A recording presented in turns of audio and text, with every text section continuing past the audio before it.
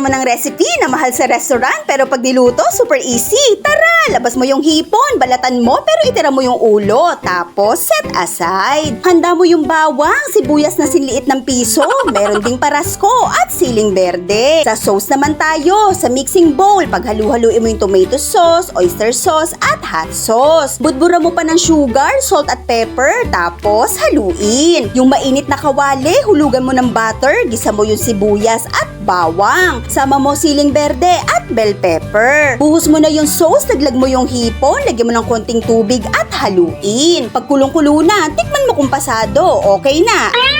Ayos! O dahan-dahan, yung mainit na plate huwag mong hahawakan. Pahiram mo ng butter, lagay mo yung itlog, ay sabog. O dali, lalamig yan, yung hipon naman.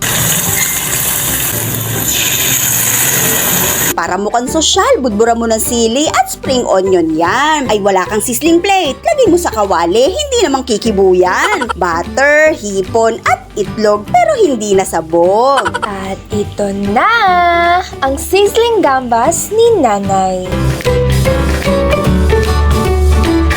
Para sa kumpletong sangkap, hose!